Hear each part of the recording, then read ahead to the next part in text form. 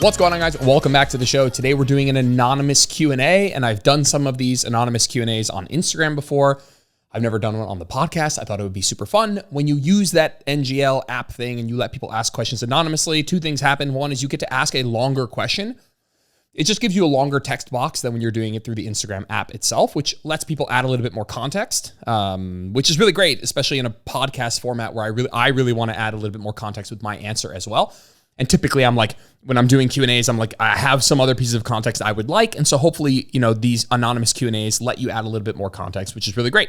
The second is, although I wish and I would hope that people feel comfortable asking me a question, knowing I won't judge them, and that they could ask me anything, I think that that's a bit idealistic. And some people feel like, okay, I wouldn't ask this exactly how I would ask this unless it were anonymous. And so this gives people an opportunity who maybe don't ask questions when it's not anonymous or just feel more comfortable in this context, which I totally respect, and that makes some sense to me for sure.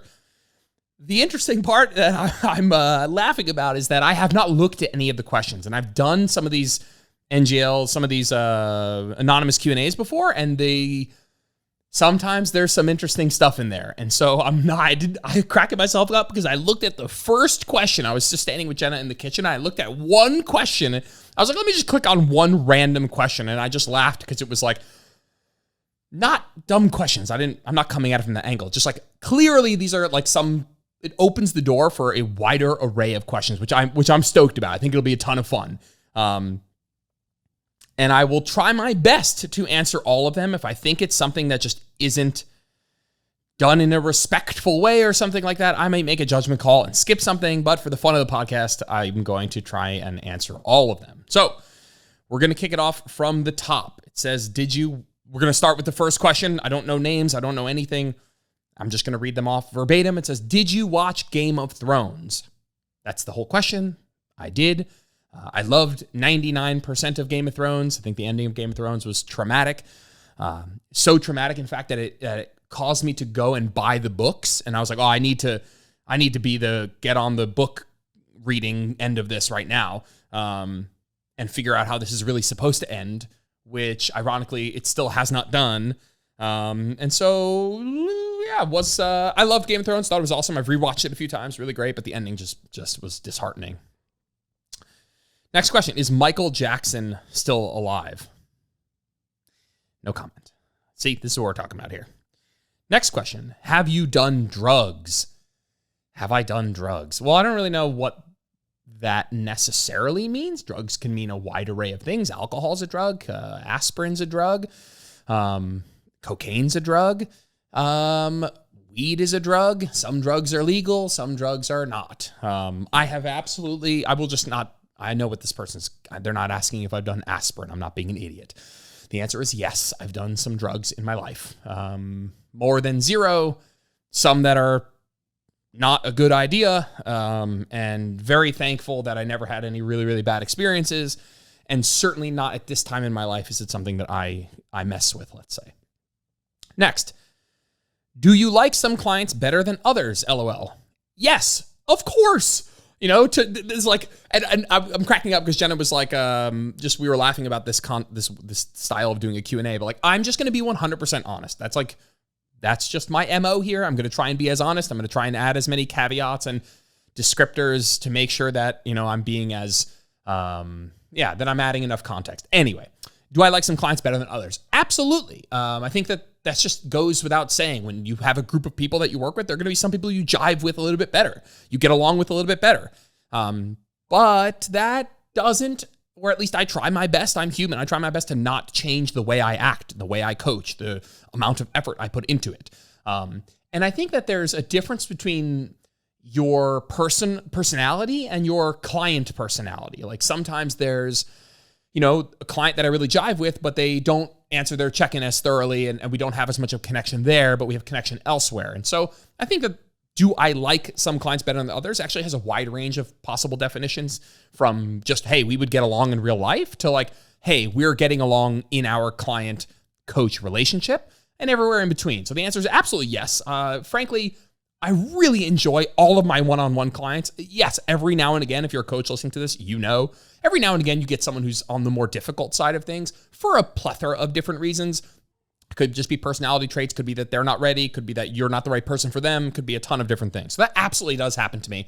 Let's be real. It's not like I'm taking on clients and every single time it's the most perfect match ever. And so that does happen. But right now I've been blessed for the last year or two to not be able to like hand pick. When I talk about hand picking clients, I'm not like I need 10 highly motivated people who are gonna do everything I say without question. That's not what I'm looking for. When I'm handpicking people, I'm handpicking people that I want to be helping. So it's a person with a problem that I enjoy solving, whether that's a relationship with food, pushing their fitness and putting some structure around it, being more time efficient, losing fat, working on just biomarkers, healthy habit formation, all of that stuff. And so I've had the privilege of being able to pick people that I want to work with. That doesn't always work out personality-wise, but it does allow me to make sure I'm working with people who have problems. It's a weird way of saying it, but that have problems that I want to help them with. In essence, an example of the opposite would be I don't hire bodybuilders.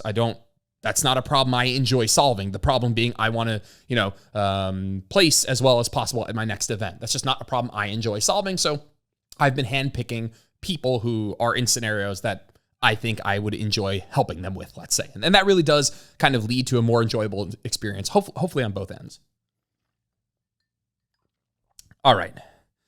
Next, I know what you did.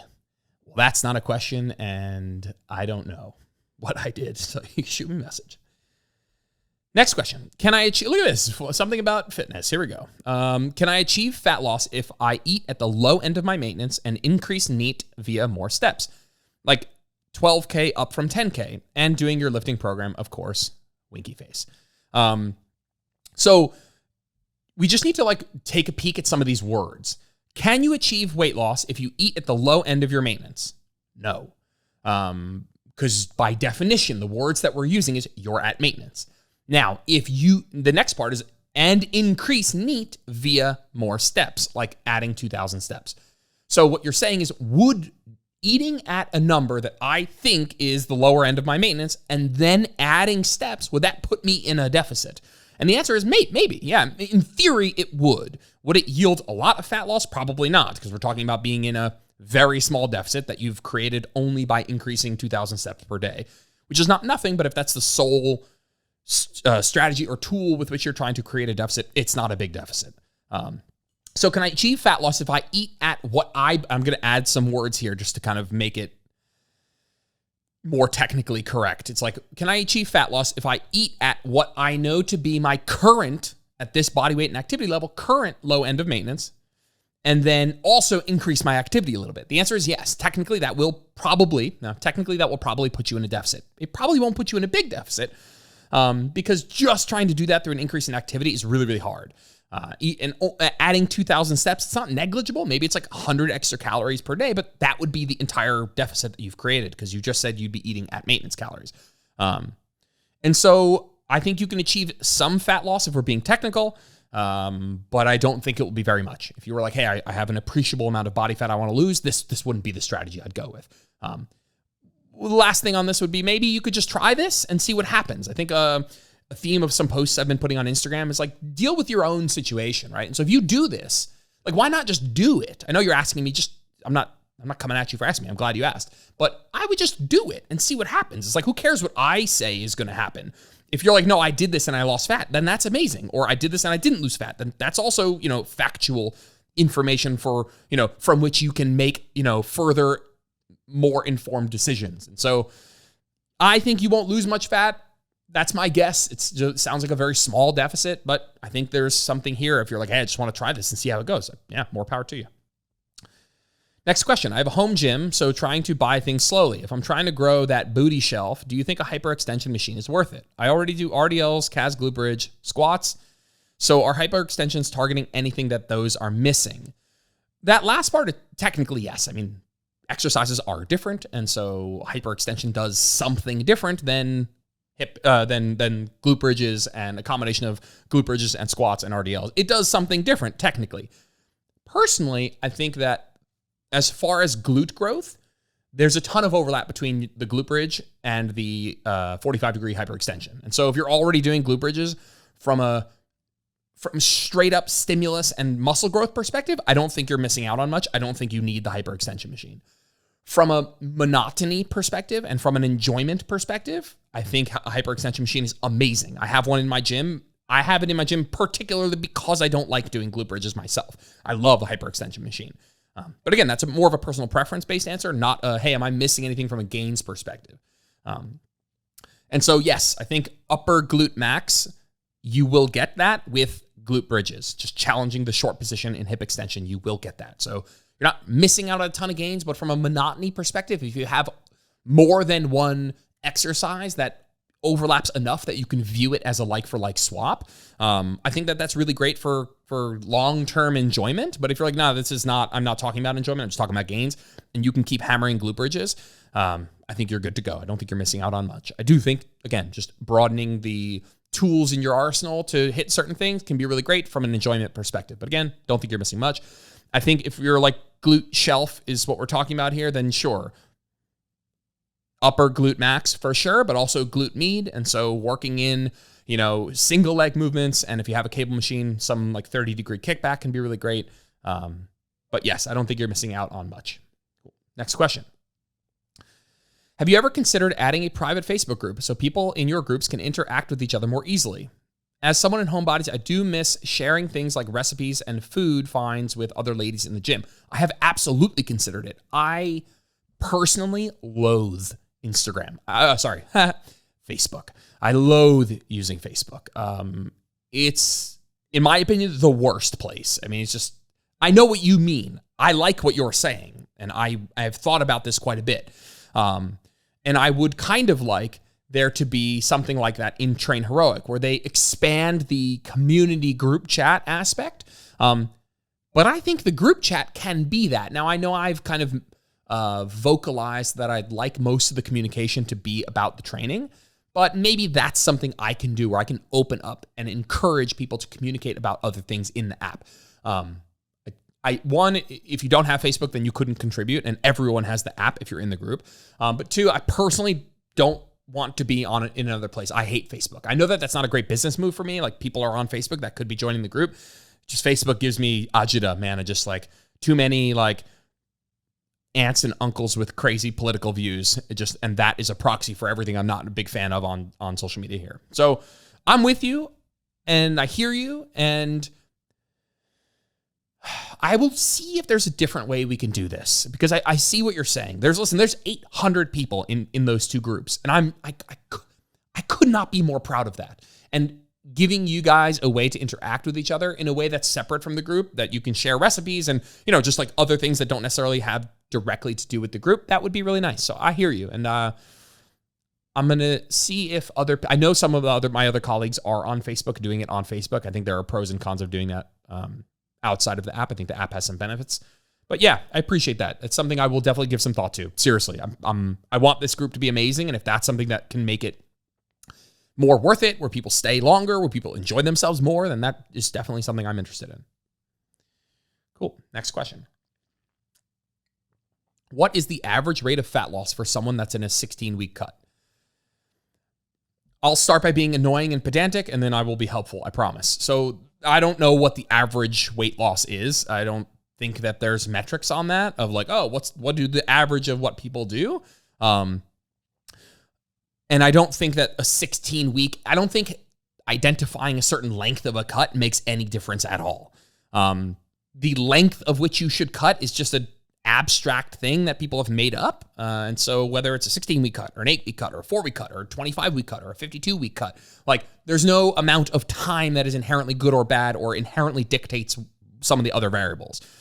So annoying pedanticism aside, I think a reasonable, meaning, what does reasonable mean? Reasonable rate of fat loss means you probably won't be mega uncomfortable, most people.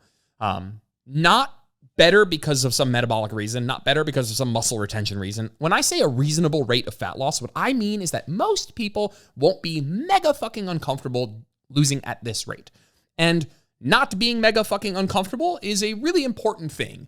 If you want to take what I'm about to say and go a little bit slower and be a little bit less uncomfortable, or go a little faster and be a little bit more uncomfortable, those can all work. And so I would say something like 0.5% body weight per week, give or take a little bit.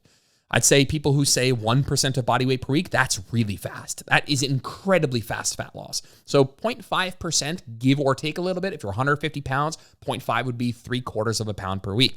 That represents a level of discomfort that I suspect to be reasonably sustainable for most people. There's a lot of caveats there. You don't need to go that fast. You don't need to go that slow. You don't need to go any specific rate. There's no specific rate of fat loss that is inherently bad. There's no, rate of fat loss that's inherently good.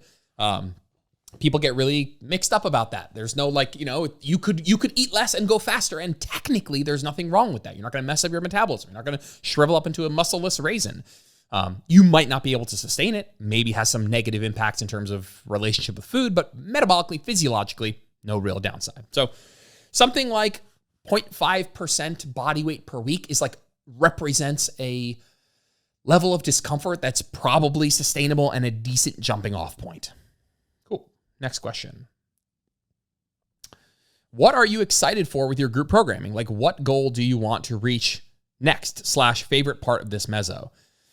Yeah, that's a good question. The group's in a really good spot, I think, where I've just continued to hone what I believe to be, again, on average, everyone's different, a time commitment and an ethos and a general philosophy that is really efficient. What I mean is that we're training 4 days a week, 45 to 75 minutes, with high intensity, lower volume. We train on average closer to failure than the average group, and we train on average with slightly lower sets.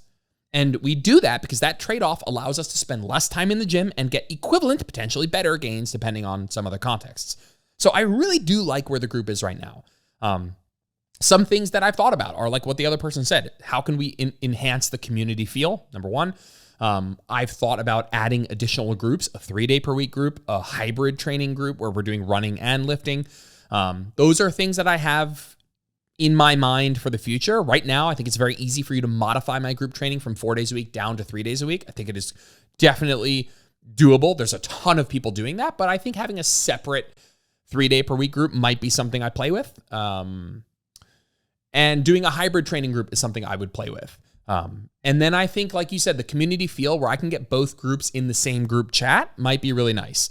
And will consider what that's like with, over time. What I could do technically is make one group, and that one group has 2 programs.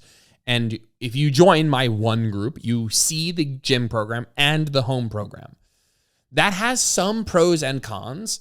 The pros are that would allow everyone to be in the same group chat, which is kind of nice. Instead of having 500 people in one, 300 person in the other, you guys can all be together because there's a lot of overlap in the group. The downside, I think, is a lot of comparison. And so people in the home group looking at what people in the gym group are doing, people in the gym group looking at what people in the home group are doing, feeling like, oh, I'm missing out, I'm not in the gym. And it's nice when you only have your shit to focus on and you're not thinking about, oh, what's the opportunity cost of what I'm not doing? What's the other group doing? I'm mostly worried about my home bodies looking at the gym program and thinking like they're missing out on something because the gym program uses machines and stuff. And I just really don't want that. The home program is badass. Honestly, the home program is hard as shit. It's incredibly difficult.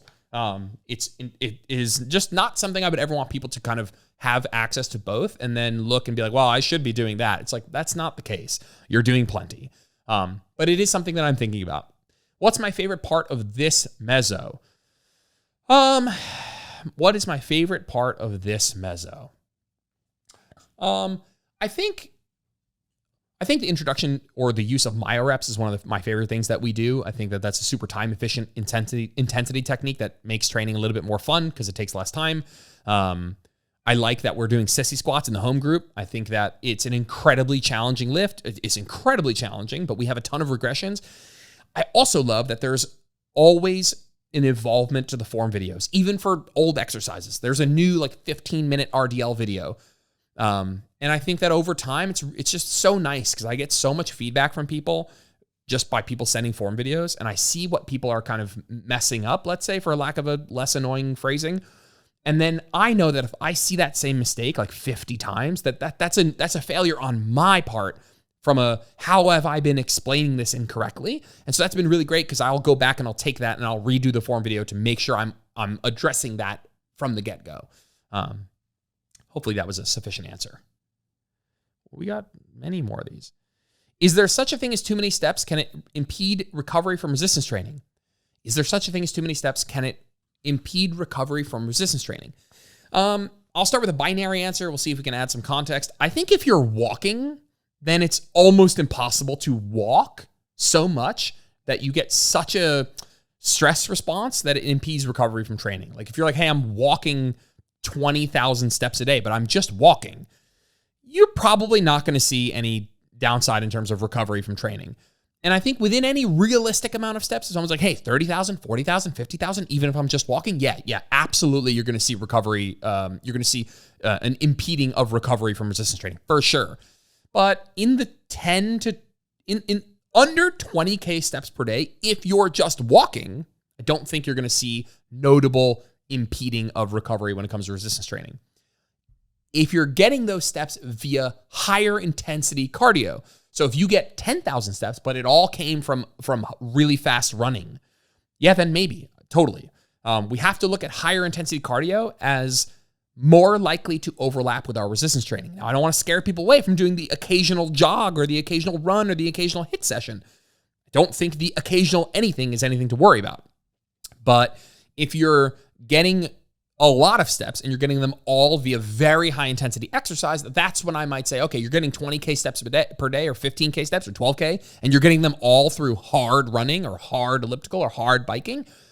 That's when I might start to put an eye on it. Like, it's like we have two things, or the quantity that you're doing and the intensity that you're doing. And both of them make a difference here. The more quantity you're doing, the more stress. The more intensity you're doing, the more stress. And so if you're doing a lot of quantity, but the stress in terms of intensity is really low, I'm not too worried about it. If you're doing a low quantity of work, but the intensity is kind of high, I'm also probably not too worried about it. If you're doing a mix of both or a lot of both, then I'll start to then I would say, hey, that's something to look at. There is no way that I can categorically say you're doing too many steps. You know that you're not recovering from resistance training. Listen very carefully. You know that you're not recovering from resistance training if you are consistently unable to repeat or beat past performance. And so if you catch yourself regressing on your lifts from week to week, 3 weeks in a row, you're showing up super sore, super tired, and you can't even match what you did the last week. I'm not talking about a one-off. I'm not talking about, I showed up this week and I didn't match what I did last week, so I must be overtraining. No. That's one time. We're not worried about one time. We're talking about consistently underperforming in your training, consistently regressing from prior efforts. That would be a time to step back and be like, hey, 3 weeks in a row, I have regressed. Again, it's not black and white. I can't say that is definitively overtraining, but shit, man, that would be a big flag in the sky of like, let's take a closer look at what's going on. Cool. Quick sip of coffee, and then we will keep going. Also, I had this cold brew concentrate, and it's a mindfuck because I'm just not sure how much caffeine is in it, and I feel like I should just stop because I know, I didn't just fill the whole cup with concentrate. I went 50-50 here like a human being. But I'm notably wired whenever I'm having this cold brew concentrate, so something is up here. Cool. Next question. Can I maintain my biceps, triceps through indirect lifts like back and chest movements? Or should I keep direct arm work? It's an amazing question.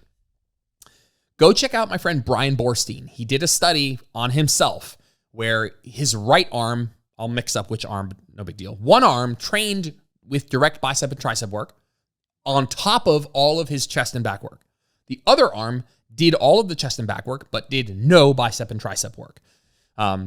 And I'll tell you, he did that for 6 months. 6 months. He trained his biceps and triceps on his right side alongside all of his other training. And on the left side, did his other training, but no bicep and tricep training. And 6 months later, there was no difference in arm size. Like, it's not like the right side grew. It's not like the left side shrank. Nothing changed. I actually think it was even worse than that. He got a DEXA scan and he did it very meticulously. And he did it over a long period of time. I actually think the right side that he was training shrunk. And so we can talk about why that might be. And I don't want to say that arm training is not relevant, but you phrase this. Can I maintain biceps and triceps through indirect lifts like back and chest movements? I would say that the bigger your biceps and triceps are, the bigger and stronger and more muscular you are, the less you'll be able to do that. But if you're a moderate sized individual, myself, whatever, chances are you can. I would lean much closer on, yes, you can do this. If you just do a lot of pulling and pressing, I bet you that's enough, quote, indirect volume for your biceps and triceps that they'll remain as muscular as they are. For some people, that's enough to grow biceps and triceps. For many people, that's enough to grow biceps and triceps. I'd say for most people, that's enough to, like, your biceps and triceps will grow as a newbie with just regular compound heavy pressing and pulling. The more advanced you are, the more everything needs a little bit more of a direct stimulus. Just very generally speaking, the more advanced, the more muscular you are, the less you can rely on indirect volume. The less advanced, if you want to grow. I think of an advanced trainee can maintain their muscle through indirect volume in this context. 100% of their muscle, I don't know. I'd say most of their muscle. At the end of the day, I don't know. The newer you are to training, the more likely you can keep growing like this. The more advanced you are, the more likely that you're just going to maintain. But I would say that you can. I would say that you can. And if I'm wrong, I bet I'm not wrong by that much. I bet that you can maintain most of it, would be my current stance. Next question. The worst pickup line you've ever heard? Probably the stupid Tennessee one. You're the only 10 I see. I don't know, some dumb shit. I've never used a pickup line my entire life. And I kind of regret it. I kind of wish that I had, like, I love my wife. I'm happily married. I'm just saying, as like a younger person in the pursuit of that, I would have liked to take more stupid chances like this. Like, I just, no regrets. I'm not losing sleep over it, but I just look back and be like, hey, dude, you could have easily just taken more shots, and maybe even with some stupid pickup lines. You never know. Something might have clicked. So yeah, I'm not a big pickup line person. During the live yesterday, you said you'd question sleep and nutrition as if a client was sore often. Why is this? How do those things contribute to soreness? Yeah, they just contribute to recovery. And so if you eat super low protein, eat super low calorie, and you don't sleep really well, yeah, chances are you're not recovering really well. And the irony is that it's not a perfect correlate. Sometimes you get more sore when you sleep really well because that soreness is actually a sign that the stimulus worked. Dr. Mike talks about this a little bit, where it's like, hey, when you get a really good night's sleep, sometimes you get a little bit more sore. And so it's just something I would look into. If a client is getting really, really, really, really sore, I'd be like, all right, are they like in a deficit here?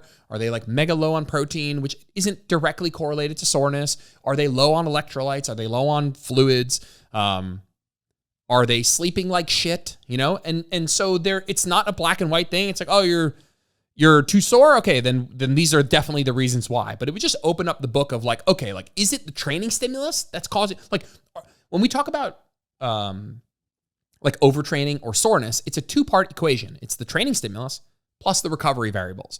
And so I would just open the door of looking at the recovery variables too. Like, if I write somebody a program and I know that that program on average is pretty mild, like mild volume, mild intensity, not a ton of lengthened work, and they're like, dude, I'm sore as shit, I will look at multiple things. But one thing I'll look at is like, I'll see the training and I'm like, well, this training by itself, it's not crazy. It might be too much for them right now. Totally true. But it's not like I gave them 30 sets of chest this week where that soreness makes a ton of sense just because the training stimulus, even in a perfect condition, is a ton. I might say, okay, the training stimulus is adequate. Let me see if there's something on the recovery side of things. And so it's more an understanding of soreness being a net of training stimulus and recovery. And so we just want to look at both sides of that equation. So I will look at the training stimulus to see if we can modify, see if we need to modify, but I'd also look at the recovery variables. It's not super clear cut, but it's just acknowledging that maybe we want to look at the balance of those two things. Next question. Being in a deficit is so frustrating. I feel weak sauce in the gym. Lifting feels like a waste of the time because I feel too heavy or too weak to lift heavy. How do you grow and progress when it feels like you need to take a nap between every fucking set? So I'll start by speaking very generally here. When you're in a deficit, your goal, let me be very clear, I'm going to move closer to the camera here. Your goal is fat loss. Your goal is fat loss and muscle maintenance. You're in a deficit for a relatively short period of time compared to the rest of your life. Focus on fat loss. Like, you're going to the gym. You still have the intent to push hard. You're still pushing hard. You're still trying to progress. But lower your expectations, dude. Go to the gym, get a stimulus, send a signal to your body to maintain muscle while you're in a deficit so you lose body fat, not muscle, and just let go of like, oh, I need a PR right now, or oh, I have to have my best lifts in the world. You know, if you're feeling exhausted in your training, Maybe the deficit is too big. Maybe your sleep sucks. Maybe your training volume's too high. I think you can reduce training volume a little bit in a deficit, because when you do that, what ends up happening, when I say reduce training volume, I mean maybe you can do a little bit less sets. And what happens almost all the time is that people feel better and they train harder. And I'd rather you do 2 hard sets than 3 mediocre sets where you're fucking napping in between every set because you're so exhausted. And so, man, I just think people, like, when you're in a deficit, it's not that you're like, hey, training feels like a waste. It's like, it feels that way because you're still hyper-focused on being your best. You're not your best. Just do your best with the fuel that you have right now. Maintain muscle for the 6, 8, 10, 12, 20 weeks that you're in a deficit. Don't worry about PRing. Yes, train hard. Yes, try and progress, but lower your expectations, man. You're here to lose fat right now. Your main goal is fat loss. Your main goal is not muscle growth. Like, I just see that often. I'm like, hey, go to the gym, train really hard. Let's maybe reduce training volume a little bit, maybe change up our exercise selection to stuff that's less systemically fatiguing for you right now. And let's send a signal to our body to maintain muscle, to maintain muscle. And let's focus on the fat loss side of things right now. Like, I like the amount of muscle that you'll grow in an optimal scenario in a deficit is like the amount of muscle you'll grow in like 2 weeks at maintenance or a surplus. Like, you're fretting about something that just isn't the point right now. It's not the point for you to grow maximum muscle. It's not the point for you to have your best lifts in the world. Yeah, you want to go to the gym and you want to check the box and you want to work hard and you want to send a stimulus to maintain muscle, for sure. But lower your expectations, dude. You're focusing on fat loss right now. Focus on fat loss. Go to the gym, do enough hard training to maintain muscle, and then when you're out of your deficit, you have more food, maybe a surplus. Great. That's a way better time to be focused on whether or not you're progressing, making your best gains, feeling amazing in the gym. So funny is the question that I clicked is the last question that I'll do. And I thought I was really in for some of those types of questions, but we still have 5 more. And so we'll see how this goes here. Would you please consider creating an option for app members to work with you one-on-one regarding nutrition, especially accountability? Yeah, it's called one-on-one coaching and I offer it. It's just something that's separate from the group. So I have this option as part of what I offer as a coach. It's much more intimate. It's much more high touch. It's much more expensive. It's just a higher cost, higher touch, more intimate experience. And I do offer it. And so, yeah, that is a thing. I guess I have a little stick up my ass about something. Not that you asked this question, but like, if you want to work on your nutrition, do it. In my opinion, most people, not everyone, not all contexts, I'm speaking generally here, most people in most circumstances get with a coach where you actually have an intimate relationship with them, where you're friends, where you see each other, where you Zoom with each other, where you communicate frequently. Like this, like, hey, like give me a one-time macro count. You're like, oh, I'd love for the app members to work with you one-on-one, especially on accountability. It's like, if you're going to work one-on-one with somebody, it should be something high touch. In my opinion, it should be something where you communicate with them frequently. You're Zooming with them. You're talking with them. You're working on relationship with food and fitness. You're not just getting a one-time macro count. Like I know there are group nutrition or group nutrition groups. They're like nutrition-based groups or fat loss group coaching. And I don't think it's useless. I think, listen, man, I've made this group with the sole goal of creating a very cost-friendly option. Like I acknowledge that not everyone has hundreds of dollars to spend on that. But I think that I would at least start to look at it as an investment that is worth, it's like, if you're not a computer person, the difference between a $2,000 laptop and a $500 laptop is nothing. You're like, hey, I just need this computer to surf the web, use Microsoft Word, and text with people or whatever, send emails. It's like, okay, you don't need a $2,000 computer. And I think a lot of people look at coaching that way. They're like, oh, I just need a macro count and a meal plan and some accountability. It's like, I actually think more people should be getting not the $2,000. Let's not get hung up on the actual numbers, but I want you to start to look at this as something that's actually worth investing in something a little bit better. It's worth investing in something a little bit higher touch, a little bit more intimate, a little bit where you actually speak with each other, not just like an email once a week. And so, yeah, group nutrition coaching to me, it's not a full-blown oxymoron. I just think it's stopping people from getting what they really need, which is a more intimate person to work with. Not everyone. I think there are some people that would do well with that for sure. It's just, in my experience, I've seen way more personal growth and way more people making actual long-term changes by having that more intimate experience. Okay. 4 more. Last sip of coffee. I said I was going to cut myself off here. Okay. How do you coach someone who doesn't feel deserving of results and self-sabotages? I will be blunt with you that I think my immediate knee-jerk reaction is that this person needs therapy. And I'm not like, that is not me saying, oh, there's something wrong with you, so you're fucked up mentally or something. No. I think everyone should be in therapy. And I think that this is more of a therapy type of question.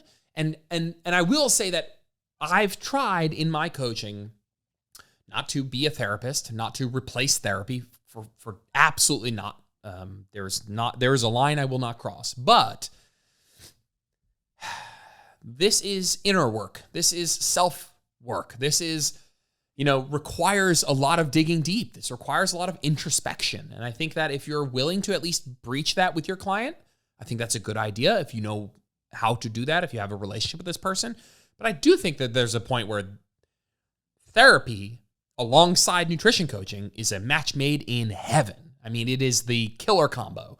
So how do I coach someone who doesn't feel deserving and results of self-sabotage? I use motivational interviewing.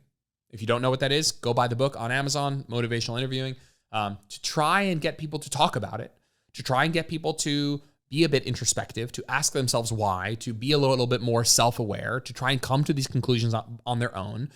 But yeah, man, I'm not a therapist. I'm not a psychologist or a psychiatrist. There's certainly things that are out of my scope. And so at some point I think, hey, this is the problem. It's not the macros. It's not the meal plan. It's not the fiber. It's not the protein. It's not the training. It's not the steps. It's the stuff going on between your ears. And we can work on it. And I'd like to.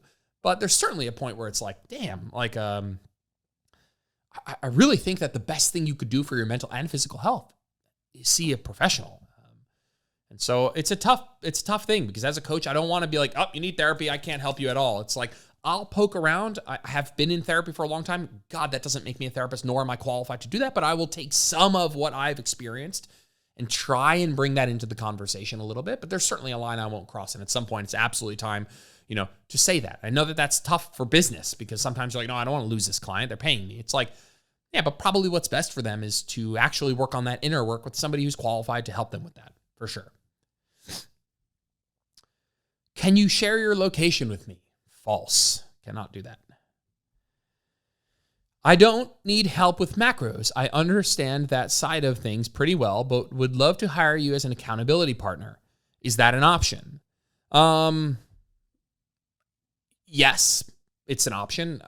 When I say what I'm about to say, don't take it the wrong way, but it costs the same. I'm not like, oh yeah, I'll just totally modify my coaching program and systems and, for this. So I wouldn't do that, but I have people that hire me that don't do macros. I have people that hire me that take a lot of initiative on that side of things themselves. But the idea of I'll just for me, in order for me to help the most people, I need to make sure I'm not doing a million different things. Now, I have different clients with different goals and we have different communication styles and all of that. But I don't want to offer 47 different coaching options. You know what I mean? So I don't mean that as disrespect. I think I see where you're coming from. And maybe that group option is something that would really work great for you. So funny, man. This next question is where I thought most of these questions were going to go. And it's, do you ever notice yourself being attracted to your clients? And this is the one me and Jenna were cracking up about right before. Not because it's a bad question, just because I was like, oh, here we go. Anonymous questions. I'll be honest with you. I think that there needs to be a level of, first of all, I'm happily married. Love my wife, most beautiful human on the planet. But you're lying if you say that you don't find other things in life beautiful as well. I think my wife's the most beautiful thing that's ever walked the earth, period. It's turns me on more, attracted to her more than anyone ever in my entire life. But to say that this other person is not beautiful, if I think that they're beautiful, to have that feeling blunt me from ever thinking that anything else is beautiful, it's just not true. We're on that, we've gone through that of hey, this person is objectively beautiful. You can even say this person, like, I'll go down a little bit of a rabbit hole. This is my last question. If you're not interested in this answer, then you could just, yeah, cool, move on. Love you. But I think I'm Jenna and I are obsessed with the level of honesty here. And so I think if she thinks a dude is hot or something like that, like, I don't want that to bother me. Like, it would be weird if she didn't think any other person on planet Earth was attractive at all. That's just a lie. And so I'd rather her be like, hey, this person's attractive. This person's hot. I think this person's beautiful. But that's different than I want them, or I want them instead of you, or I want to be with them, or I want to, have sex with them or whatever. Like that's just a very different thing. And so like there's an objective viewpoint of like, hey, this thing is beautiful, which looks different to everybody. And being attracted to that person, being turned on with that person, and wanting that person. And so I'm not beating around the bush with this question, but I just think that there's a difference between like, oh, this is objectively something I find to be beautiful, let's say, and that having anything to do with my ability to prioritize my relationship with my wife and feel like she's the most beautiful thing ever, because she is. But this like, when people get in like weird arguments with their spouse of like, you said Brad, like I told Jen, I'm like, if you tell me Brad Pitt's not hot, you're lying. If you tell me Brad Pitt's not turning you on, you're lying. And I don't want you to lie. I want you to be like, Brad Pitt's hot. Brad Pitt turns me on. Back in my day, that would have been dope. ... But I love you. You're the most beautiful person to me inside and out. And I don't want anyone else. Like that's the kind of relationship I want to be in. So I don't know. I don't really ever have like those sorts of like feelings, but I just wanted to kind of share that part of the conversation of like, there's just, God, you should be with somebody that allows for a level of objectivity and honesty and openness where being like, hey, this person's hot isn't sending your relationship into a spiral. And so, no, I don't really ever get caught up in any of this, but I also think that on a level of like, it's just not where my head's at with coaching. I'm just not in that headspace at all. But in the same breath, I think it's totally fine and healthy to admit that something is objectively beautiful without it needing to be a spiral that, breeds some sort of negativity with, a loved one or something like that. So yeah, hopefully that was a thorough enough, honest enough answer that doesn't get me in trouble. All right, guys, that's the end for today. I had a lot of fun with these. We'll definitely do these again, and I will see you in the next episode.